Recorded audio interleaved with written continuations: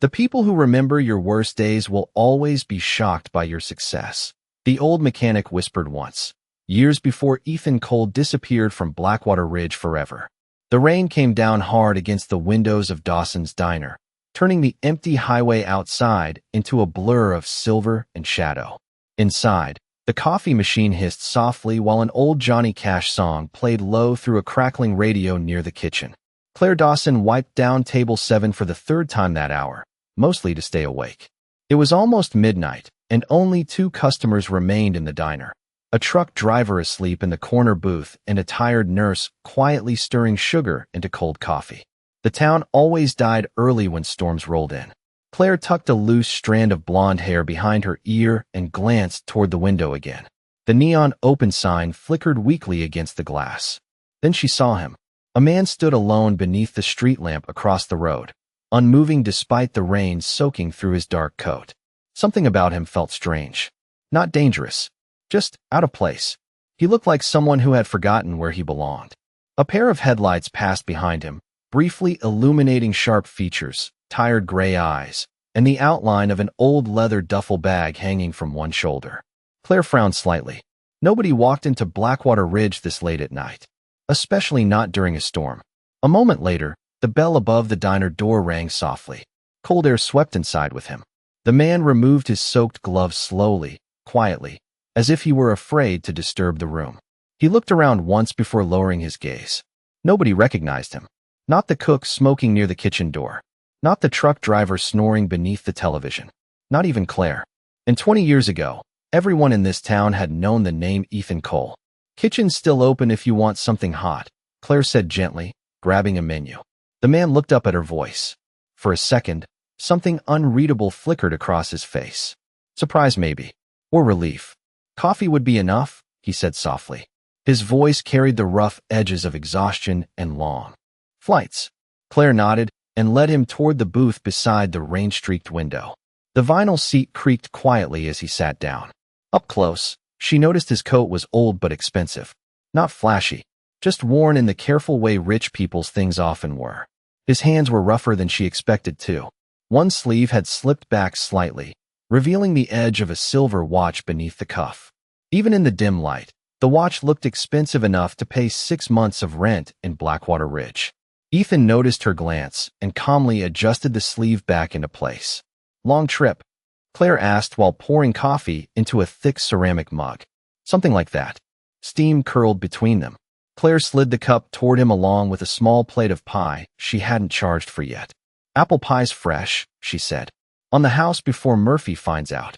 For the first time since walking in, the stranger smiled. Small, almost invisible, but real. Outside, thunder rolled across the mountains surrounding Blackwater Ridge. Ethan wrapped both hands around the warm coffee mug and stared out the window toward the dark silhouette of the old steel factory on the hill. The same factory where his father had died 23 years earlier. Claire followed his eyes toward the building. "You're not from around here, are you?" she asked quietly. Ethan looked at the reflection of his own face in the rain-covered glass before answering. "I used to be." Claire leaned against the counter while the storm rattled the windows harder now, the wind making the old diner groan like it was tired of standing through another Blackwater Ridge winter. The stranger drank his coffee slowly, both hands wrapped around the mug as if the warmth mattered more than the taste. Most customers filled silence with pointless conversation. He did not. He simply watched the rain sliding down the glass while the neon sign painted faint red shadows across his face. Claire noticed the way he looked at the old steel factory up on the hill every few minutes. Nobody looked at that place anymore unless they had history there. "You have family here?" she finally asked softly while refilling the sugar containers behind the counter. Ethan hesitated before answering. "Not anymore." The words landed quietly between them. Claire nodded once. She understood that kind of answer better than most people did. In small towns, people either stayed forever or disappeared completely. There was rarely anything in between. The truck driver woke long enough to pay his bill and leave. A gust of cold air swept through the diner when the door opened, carrying the smell of wet pavement and pine trees. A few moments later, only Claire and the stranger remained. The clock above the pie display read 12:17 a.m. Claire grabbed the coffee pot again and walked toward his booth. You are lucky, she said with a tired smile. Murphy usually throws people out after midnight. Ethan glanced toward the empty kitchen. Murphy still owns this place. Claire looked surprised. You know Murphy? I used to. Ethan lowered his eyes toward the coffee. Long time ago. Claire smiled faintly. Well, he complains more now, but he still makes terrible pancakes and watches old westerns after closing. Something in Ethan's expression softened, like hearing about an old friend he thought no longer existed. Claire studied him carefully now. There was a strange calmness about him. Not arrogance. Not insecurity. Just someone carrying years most people could not see. His shoes were wet from walking. His coat had rain stains along the sleeves. But none of it matched the watch hidden beneath his cuff or the quiet precision in the way he spoke. Passing through, she asked. Ethan stared toward the factory again before answering. I thought I was. Claire followed his gaze toward the dark hill outside town. Nobody goes up there anymore, she said quietly. Factory closed almost 20 years ago. Ethan nodded slowly. I heard. Silence returned. The refrigerator hummed softly behind the counter. Rain tapped against the windows like careful fingers. Claire suddenly noticed he had barely touched the pie she gave him. You do not like apple pie? She asked lightly. Ethan looked down at the plate as if he had forgotten it was there. My mother used to make one every Sunday. Claire smiled. Then this probably disappoints you. Hey. Faint laugh escaped him before he could stop it. Low. Tired. Real. It was the first genuine sound Claire had heard from him all night. No, he said softly. It reminds me of something I forgot I missed. Claire felt an unexpected ache in her chest hearing that. The kind caused by lonely people recognizing loneliness in someone else. Before she could answer, headlights flashed through the diner windows. A lifted pickup truck pulled roughly into the parking lot, music thumping loudly through the storm. Claire sighed under her breath. Perfect. 3 local men entered laughing too loudly, shaking rainwater from their jackets. One of them, Tyler Green, immediately noticed Ethan sitting alone near the window. Tyler had graduated high school with Claire. He now spent most nights drinking beer and talking about leaving town someday, without ever actually doing it. Looks like we got a drifter, Tyler joked loudly while grabbing a stool at the counter. Ethan remained silent. Claire ignored the comment and reached for menus. Kitchen is closed. Tyler smirked toward Ethan. You sleeping at the bus station too, buddy? Claire's expression tightened slightly. Enough, Tyler. Tyler raised both hands innocently, but the laughter remained in his voice. What? I am just being friendly. Ethan calmly reached into his coat pocket and placed a folded $5 bill beneath the coffee mug. Thank you for the coffee, he said quietly to Claire as he stood. The movement caused his sleeve to slide back again. This time Tyler saw the watch clearly. His laughter stopped immediately. Even Claire noticed it now. Silver. Elegant. Old money. Definitely not something owned by a homeless traveler passing through mountain towns in the rain. Tyler frowned. Hold on, he muttered. That thing real. Ethan calmly pulled the sleeve back down. Good night, Claire. Then he walked toward the door. The bell rang softly above him as cold rain and darkness swallowed him once again. Claire stared at the empty booth after he disappeared. Beneath the coffee mug sat the folded $5 bill, along with something else. A $100 note tucked quietly underneath it. Claire stood alone beside the empty booth long after the stranger disappeared into the rain. The diner had grown strangely quiet again, but something in the room felt different now. Tyler leaned over the counter, still staring toward the door Ethan had walked through moments earlier. No way that watch was fake, he muttered. That thing looked expensive. Claire ignored him and slowly picked up the folded bills from beneath the coffee mug. $5 on top. 100 underneath. Her eyes narrowed slightly. Most wealthy people made a show out of generosity. Loud tips. Loud cars. Loud opinions. But this man had hidden the larger bill beneath the smaller one almost like he did not want credit for it. Tyler whistled when he saw the money. Guess your mystery drifter is loaded. Claire carefully folded the bills together and slipped them into the register. Or maybe he just understands kindness. Tyler rolled his eyes. Nobody gives away $100 for coffee unless they are trying to impress somebody. Claire looked toward the rain-streaked window again. I do not think he was trying to impress anyone. Tyler had no answer for that. A few minutes later, Murphy finally shuffled out of the kitchen carrying an old mop bucket. His gray beard looked messier than usual, and his tired eyes narrowed immediately when he noticed Claire still standing by booth 7. You closing the diner tonight or writing poetry? He grumbled. Claire handed him the $100 bill. Murphy nearly dropped his bucket. Holy hell. The man by the window left it. Murphy frowned deeply. What man? Dark coat. Gray eyes. Maybe late 30s. Claire hesitated. He said he used to know you. Murphy took the bill slowly, studying it like it might explain something by itself. Know me how? He asked if you still owned the diner. Murphy became quiet. Very quiet. Claire noticed it immediately. The old man looked toward the rain outside with an expression she had not seen before. Not fear. Something closer to memory. What did he look like exactly? Murphy asked softly. Claire described Ethan carefully. The old leather bag. The silver watch. The tired voice. The way he kept staring toward the steel factory on the hill. Murphy's face slowly lost color. No, he whispered almost to himself. Could not be. Claire frowned. What? Murphy rubbed one hand across his jaw. 20 years ago there was a boy around here named Ethan Cole. The name meant nothing to Claire at first. She had only been 9 years old when the steel factory closed. Cole, she repeated. The family from Willow Street. Murphy nodded slowly. His father worked the furnace line. Good man. Died after one of the accidents near the shutdown. Claire looked back toward the window instinctively. Rainwater slid down the glass in silver streams. What happened to Ethan? Murphy let out a long breath. Town treated that family terribly after the factory collapsed. Folks needed someone to blame.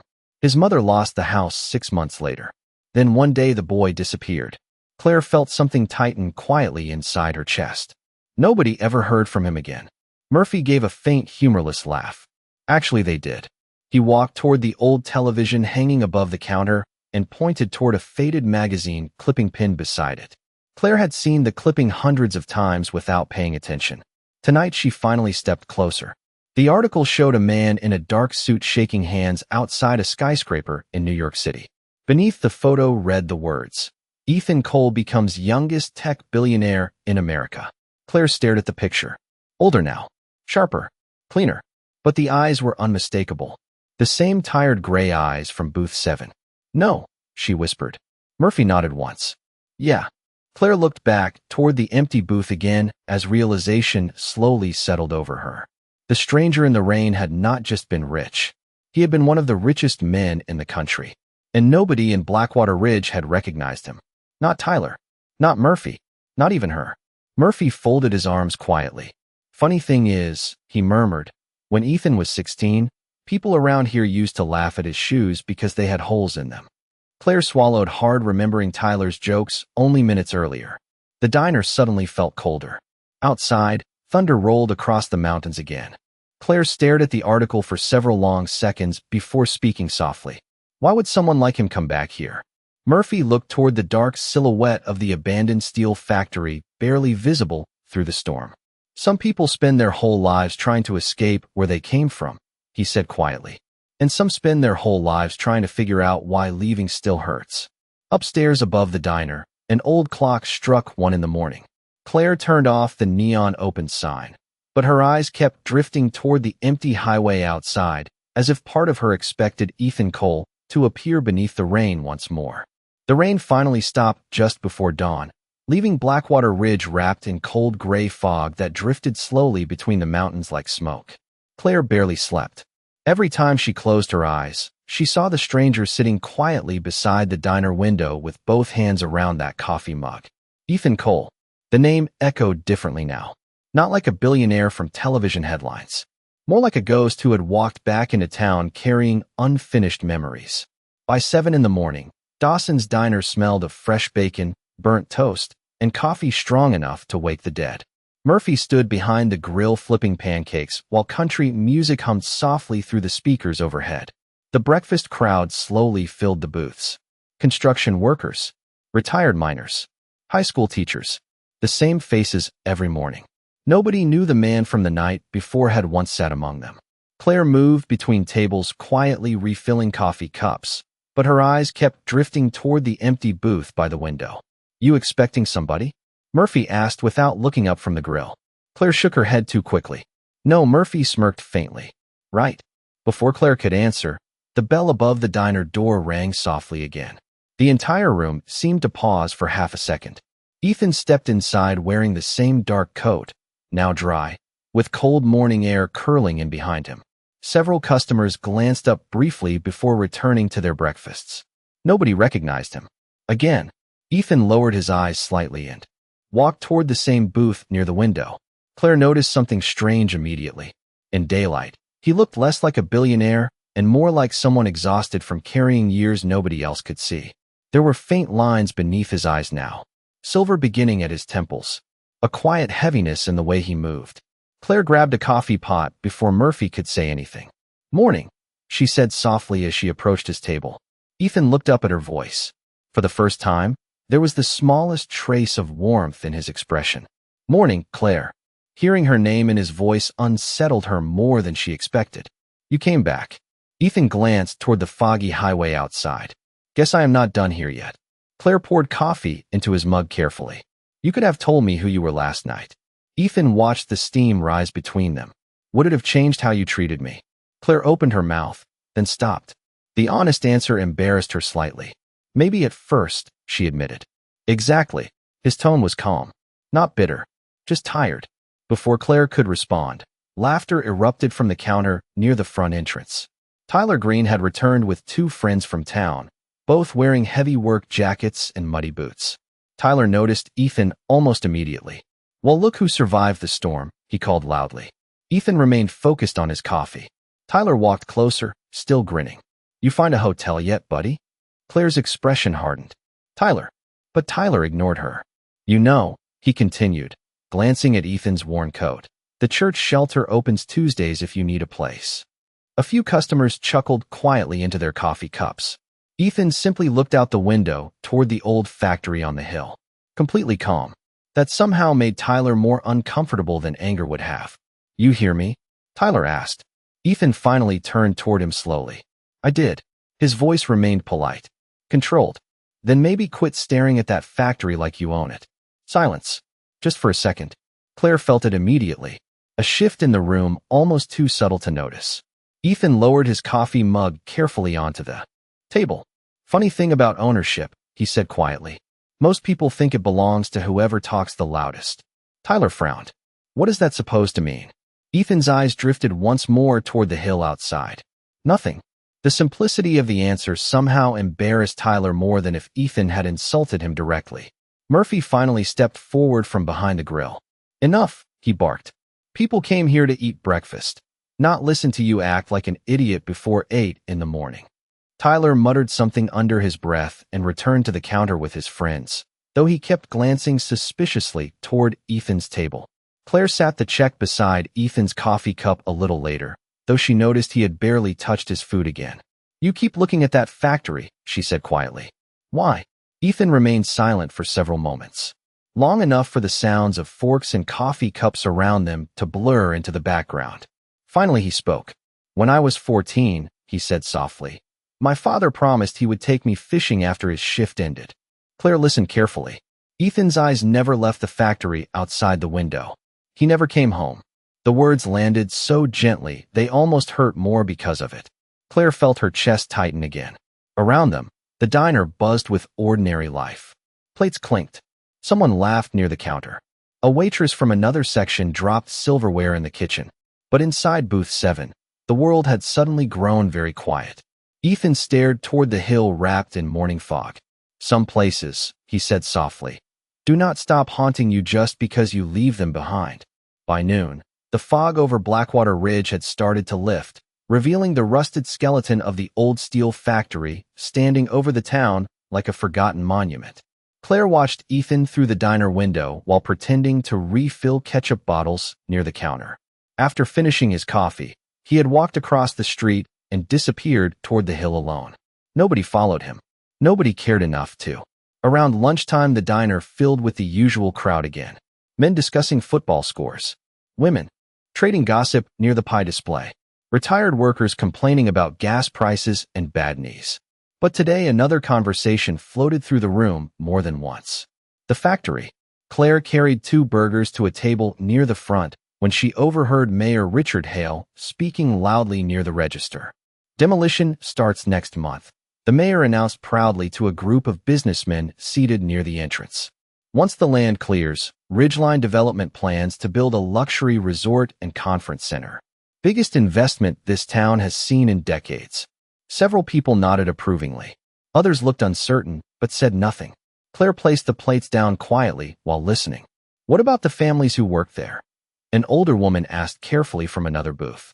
Hale waved dismissively. That factory has been dead for 20 years, Martha. It is time this town stopped clinging to ghosts. Claire glanced toward the hill outside instinctively. Something about those words bothered her more than she expected. Later that afternoon, after her shift finally slowed, Claire stepped outside into the cold mountain air, carrying a paper cup of fresh coffee. The streets of Blackwater Ridge looked tired beneath the cloudy sky.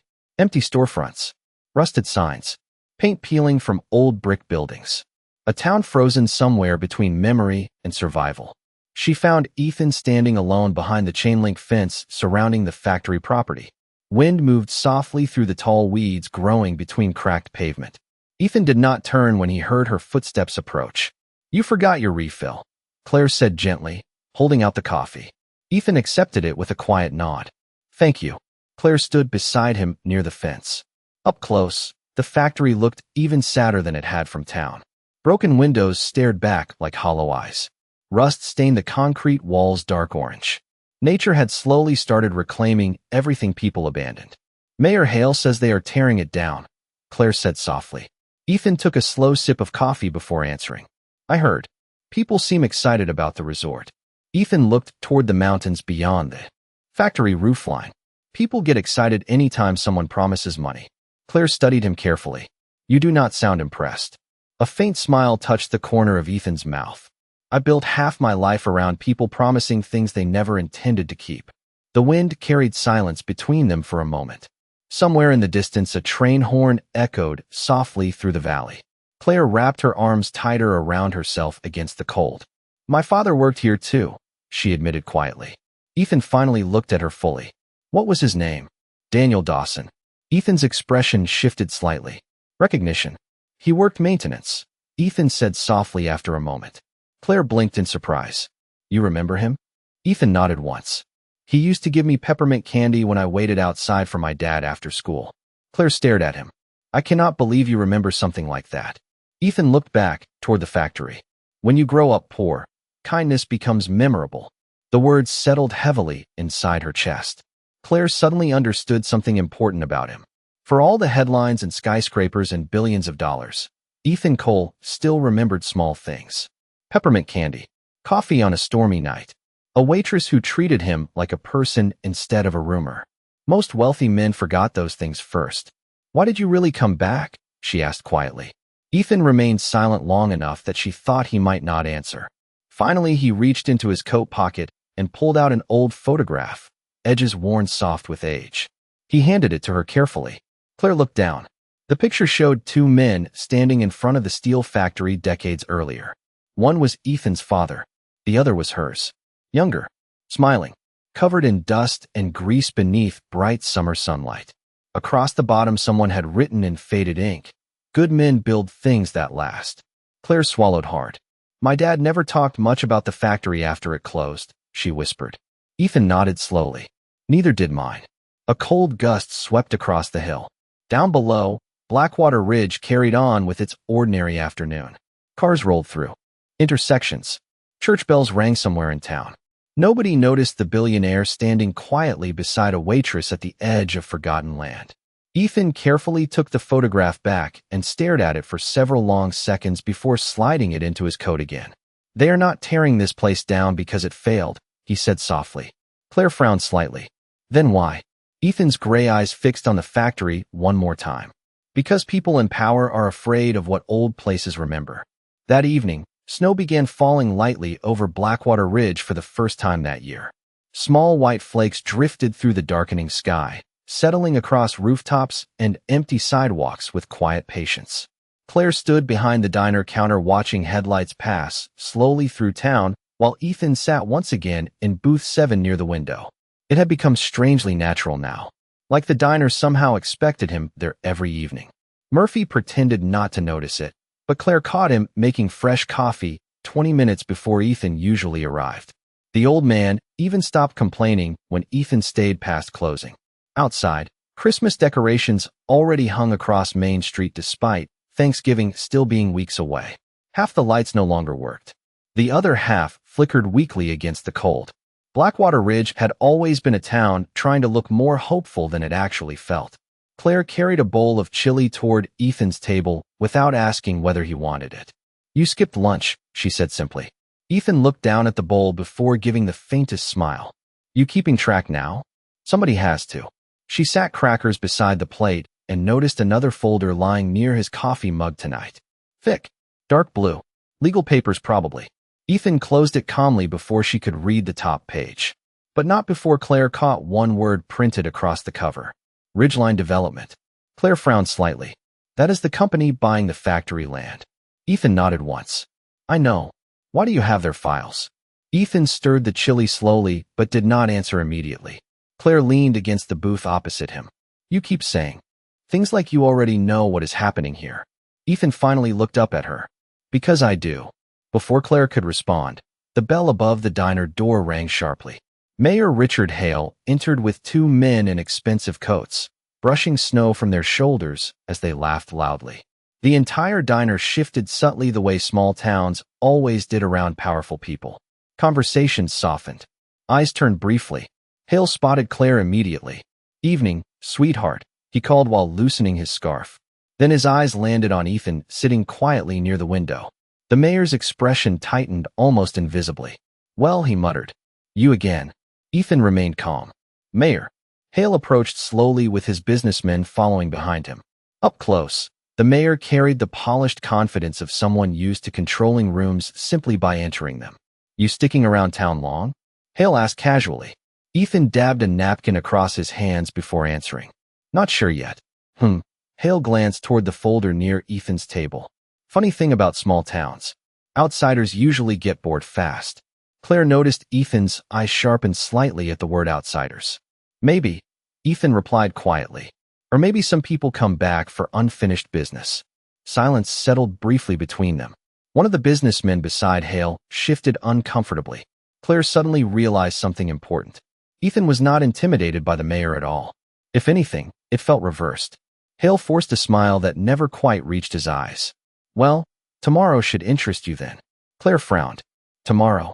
Hale turned toward the diner crowd proudly. "Town council vote. Final approval for the resort project." Several customers nodded approvingly, while others stayed silent behind coffee cups. Hale spread his hands confidently. "New jobs, tourism, money flowing back into Blackwater Ridge." Ethan watched him carefully. "And the families buried beneath what happened at that factory." The question landed quietly but heavily. Hale's smile faded slightly. "That place has been dead for decades." Ethan's voice remained calm. "Some people there are not forgotten." For the first time all evening, tension touched the mayor's face openly. "You seem awfully interested in local history for someone just passing through." Claire held her breath, slightly waiting for Ethan's answer. But Ethan simply lifted his coffee mug. "History tends to interest people who survived it." Hale stared at him for several seconds. Then, without another word, he turned away sharply toward the counter. But Claire noticed something strange before he left. Fear. Small. Hidden carefully beneath arrogance. But unmistakable. Ethan watched the mayor leave the diner through the snowy night before opening the folder again. Claire slowly slid into the booth across from him. "You know something?" she whispered. Ethan looked down at the legal documents spread before him. 20 years ago, he said quietly, the factory was supposed to close safely. Workers were promised pensions, medical coverage, severance checks. Claire listened carefully. None of that happened. Ethan shook his head slowly. The money disappeared before anyone got paid. Claire frowned deeply. Disappeared how? Ethan slid one paper toward her carefully. Old signatures covered the bottom of the document. One name stood out immediately. Richard Hale. Claire's stomach tightened. The mayor. Ethan nodded once. Snow drifted softly outside the diner windows now, covering Main Street in white silence. My father figured it out before he died, Ethan said quietly. And somebody made sure the truth disappeared with him. Claire stared at the papers in stunned silence, while Ethan looked back toward the old factory hidden somewhere beyond the falling snow. That factory does not just hold memories, he murmured softly. It holds evidence. The next morning, Blackwater Ridge woke beneath a thin blanket of snow and restless anticipation. Flyers about the town council meeting hung in shop windows along Main Street beside faded Christmas decorations and advertisements for hunting gear nobody could afford anymore. By 8 o'clock, Dawson's Diner buzzed louder than usual. Everyone had an opinion about the resort project. Some believed it would save the town. Others quietly feared it would erase what little remained of it. Claire moved between tables carrying coffee refills while overhearing fragments of conversation everywhere she turned. New jobs finally. Property values going up. About time somebody did something with that eyesore. Nobody mentioned the workers who lost everything when the factory collapsed. Nobody talked about promises that disappeared. It was easier that way. Murphy stood near the grill, silently listening to it all, with a dark expression beneath his gray beard. Ethan arrived just after 9 wearing the same dark coat and carrying the blue folder beneath one arm. The room noticeably quieted when he entered this time. Not because people recognized him. They still did not. But small towns always sense tension before understanding it. Claire poured him coffee before he even sat down. "You look like you did not sleep," she said softly. Ethan removed his gloves carefully. "Neither did you." Claire glanced toward the folder. "You are really going to the council meeting?" Ethan nodded once. "I did not come back here to stay silent." The words settled heavily between them. Claire lowered her voice. "If Hale really stole money from those workers, why has nobody exposed him before now?" Ethan stared into the black coffee for several seconds. "Because people with power survive by convincing everyone else they are powerless." Claire looked around the diner. Worn boots, tired faces, people counting dollar bills before ordering breakfast. Ethan was right. Most of this town had stopped believing things could change years ago. Before she could answer, Tyler Green walked into the diner carrying snow across the floor with his boots. 2 other men followed behind him, talking loudly about the resort vote later that evening. Tyler spotted Ethan immediately and smirked. "Still hanging around?" Ethan calmly looked up. "Seems that way." Tyler slid into the booth opposite him without invitation. "You know," he said casually, "Mayor Hale says outsiders have been trying to interfere with the project." Claire tensed immediately. Ethan remained calm. "Interesting." Tyler leaned forward slightly. "People around here do not like troublemakers." Ethan folded his hands quietly atop the table. "People around here also deserved honesty 20 years ago." Tyler frowned. "What is that supposed to mean?" Before Ethan could answer, Murphy slammed a plate onto the counter louder than necessary. "It means eat your breakfast and stop acting like a deputy nobody elected." Several customers laughed softly, breaking the tension for a moment. Tyler muttered under his breath, but finally moved away toward another table. Claire exhaled quietly once he left. Ethan almost smiled. "Your boss always this charming?" Murphy pointed a spatula toward Ethan without looking up. "Only toward idiots." The smallest laugh escaped Ethan again. Brief. Real. Claire noticed it immediately. It changed his entire face when he forgot to hide it. For a moment, he looked less like a billionaire carrying ghosts and more like the boy who once waited outside the steel factory for his father. Around noon, the diner television switched from weather reports to local news coverage outside Town Hall. Reporters had arrived from neighboring counties for the council vote. Blackwater Ridge was suddenly attracting attention for the first time in years. Claire watched Ethan closely as the reporter mentioned Ridgeline Development's plans for luxury cabins, private ski access, and a high-end conference center where the old factory once stood. "Funny," Ethan murmured quietly while watching the screen. "They keep talking about what they are building, never what they are burying." Claire sat beside him briefly during a lull in customers. "Do you really think you can stop this?" Ethan looked toward the snowy streets outside the diner window. "No," Claire blinked slightly. "Then why fight it?" Ethan slowly opened the blue folder and removed a yellow document from inside. Old payroll records. Missing pension accounts. Worker names crossed out in red ink. At the bottom sat Richard Hale's signature beside numbers that did not add up. "Because my father died believing the truth mattered," Ethan said softly. "I owe him more than silence." Claire stared at the papers while a cold ache settled in her chest. She suddenly understood something else about Ethan Cole. He had not returned to Blackwater Ridge for revenge. Revenge was loud, destructive, hungry. Ethan carried something quieter than that. Grief. The kind that stayed alive because nobody ever acknowledged it properly. Outside, Snow drifted slowly across Main Street while church bells echoed through town. Ethan carefully placed the documents back into the folder and stood. "Council meeting starts in 2 hours," he said. Claire looked up at him. "What happens if Hale shuts you down?" Ethan pulled on his gloves calmly. Then at least somebody finally spoke. He reached for his wallet to leave cash on the table, but Claire gently pushed his hand away. "Coffee is on the house today," she said softly. Ethan paused. The diner lights reflected faintly in his tired gray eyes. "You keep doing that." Claire gave a small shrug. "Maybe I remember kindness too." For the first time since returning to Blackwater Ridge, Ethan looked genuinely affected by something. Not the mayor, not the town, not the memories buried inside the factory. Just a waitress quietly offering him another cup of coffee when nobody else had bothered to look twice at him. By 6 o'clock that evening, every seat inside Blackwater Ridge Town Hall was filled. Snow clung to heavy coats near the entrance while cold air drifted through the crowded room each time the doors opened. Farmers stood beside business owners. Retired factory workers sat quietly in the back rows wearing old jackets with faded steel company patches still stitched across the chest. Reporters lined the walls with cameras ready. Nobody wanted to miss the vote that promised to change the town forever. Claire slipped into the last open seat near the side aisle, still wearing her diner uniform beneath her winter coat. Murphy sat beside her with his arms folded tightly across his chest. "Feels like a funeral," he muttered quietly. Claire glanced around the room. He was right. There was excitement here, but underneath it lived something heavier. Fear maybe, or exhaustion. At the front of the room, Mayor Richard Hale stood confidently behind the podium, speaking beside a giant projector screen displaying polished images of luxury cabins, ski trails, and smiling tourists. Drinking wine beside fireplaces. "This project represents a new future for Blackwater Ridge," Hale announced proudly. "Jobs, investment, growth." Applause echoed through parts of the room. Claire noticed Ethan standing alone near the back wall beneath the American flag. No expensive suit, no security team, just the same dark coat and tired gray eyes quietly watching everything unfold. Nobody recognized the richest man in the room. Hale continued speaking confidently. "For too long this town has been chained to failure and decay. Tonight we finally move forward." Another wave of applause followed. Then Hale smiled broadly toward the council members seated beside him.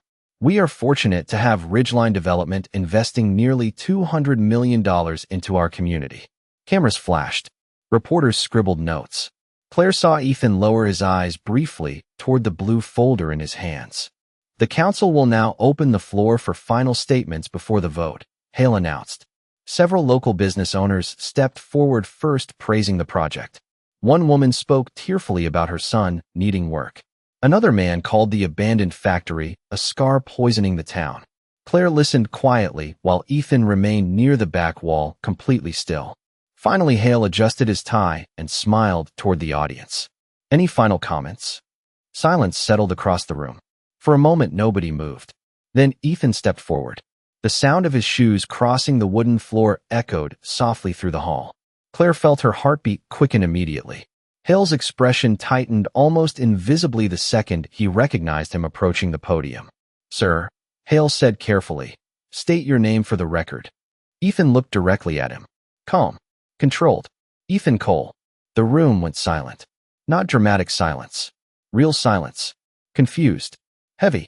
Several older people in the audience frowned as recognition slowly returned after 2 decades. Murphy lowered his head slightly beside Claire. Hale forced a smile. "Mr. Cole, I was unaware you had returned." Ethan placed the blue folder onto the podium carefully. Most people were. A few nervous laughs scattered through the room before fading quickly. Ethan looked out across the crowd. Retired workers. Families. Faces worn down by years of survival. 23 years ago, he began quietly. This town was told the steel factory failed because times changed. His voice never rose. He did not need it to. Workers lost pensions. Families lost homes. Some lost everything. The room remained motionless now. Ethan slowly opened the folder and removed the old payroll documents. "What nobody was told," he continued, "was that money meant for those workers disappeared before the factory ever closed." Murmurs spread instantly through the audience. Hale stepped forward sharply. "This is inappropriate." Ethan calmly lifted another document. The records were buried. Signatures hidden. Contracts erased. Claire watched the mayor's face slowly lose color. But some people kept copies. Ethan placed the papers beneath the overhead projector. Numbers illuminated across the wall behind him. Missing pension accounts. Offshore transfers. Signatures. Richard Hale's name appeared clearly at the bottom of multiple documents. Gasps rippled across the room. An older man near the back stood abruptly. "Those were our retirement funds," he whispered. Hale's voice hardened immediately. "Those documents prove nothing." Ethan looked directly at him. Actually, they already proved enough for the federal investigators waiting outside. The room exploded into stunned whispers. Cameras flashed rapidly now. Reporters rushed toward the exits. Hale stared at Ethan in complete disbelief. "You planned this." Ethan's expression never changed. "No," he glanced briefly toward the audience. "You planned this 23 years ago." Silence fell again. Heavy this time. Final. Claire looked around the room and saw something shifting across people's faces. Not just shock. Recognition. The kind that comes when buried truths finally surface after years of pretending not to see them. Hale stepped away from the podium slowly, like the floor itself had become unstable beneath him. But Ethan did not look triumphant. Claire noticed that immediately. There was no satisfaction in his face. Only sadness. Deep and old. Ethan gathered the papers calmly while council members whispered urgently among themselves. Then he looked toward the crowd one final time. "This town deserved better than what happened here," he said softly. "And so did the people who built it." No applause followed. Nobody moved at all. Because for the first time in decades, Blackwater Ridge was no longer listening to promises. It was finally listening to the truth. Snow continued falling over Blackwater Ridge long after the council meeting ended. Reporters crowded the sidewalks outside Town Hall beneath flashing cameras, while police vehicles idled quietly along the curb. Nobody in town had seen anything like it in years. People stood in small groups whispering beneath streetlights, replaying Ethan Cole's words over and over like they still could not believe them. Claire stepped outside into the cold night air and spotted Ethan standing alone across the street beside the old war memorial near Main Street. Snow rested lightly on his dark coat while he looked toward the mountains beyond town. For a moment, despite everything that had happened inside that building, he still looked strangely alone. Claire crossed the street slowly toward him. "You disappeared pretty fast," she said softly. Ethan glanced toward her voice and gave the faintest smile. "Used to it." Claire folded her arms against the cold. "People are talking about you everywhere now."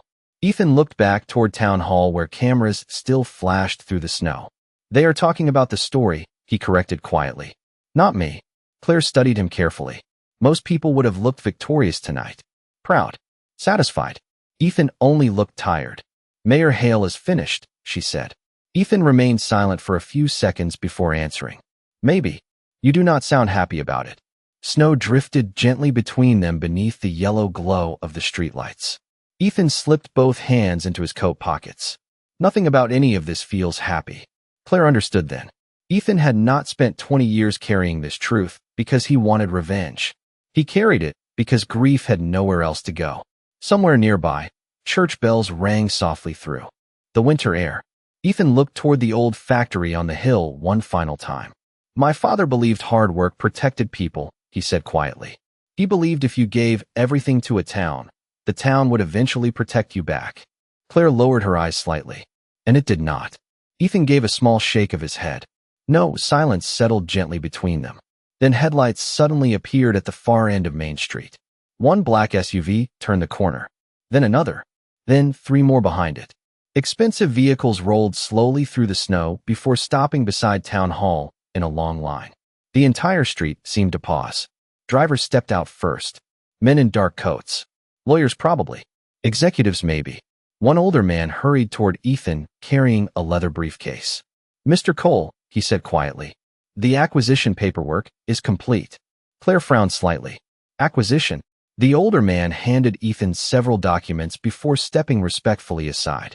Ethan looked down at the papers briefly before turning toward Claire. "This morning," he said softly, "I purchased the factory property from Ridgeline Development."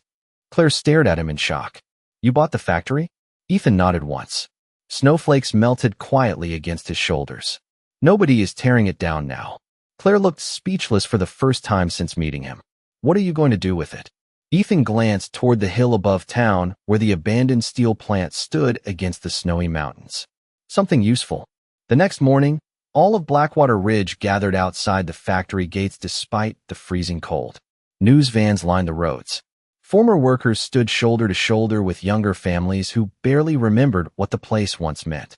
Claire arrived beside Murphy carrying hot coffee for anyone willing to brave the snow.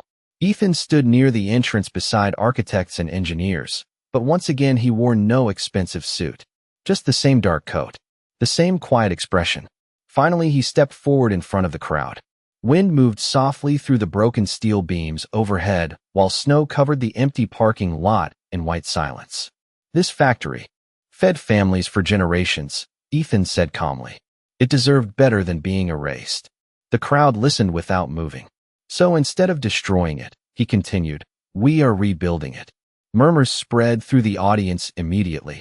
Ethan looked toward the massive abandoned structure behind him. Within 1 year, this property will reopen as the Cole Technical Institute.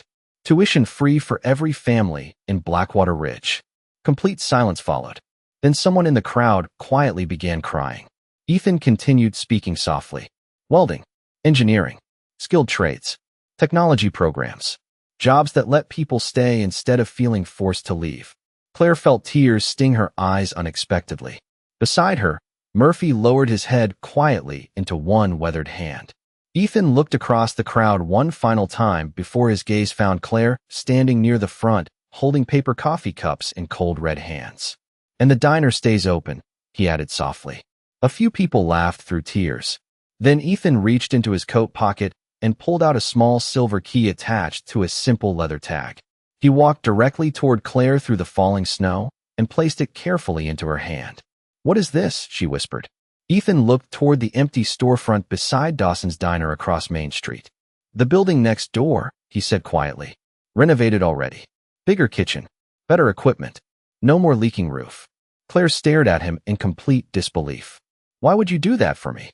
Ethan's tired gray eyes softened slightly beneath the falling snow. Because the first person who recognized my humanity was a waitress who thought I was broke. Claire laughed softly through tears she could no longer hide. Around them, Blackwater Ridge stood silent beneath the snow while the old steel factory waited for a second chance. And for the first time in 23 years, Ethan Cole no longer looked like a man returning home.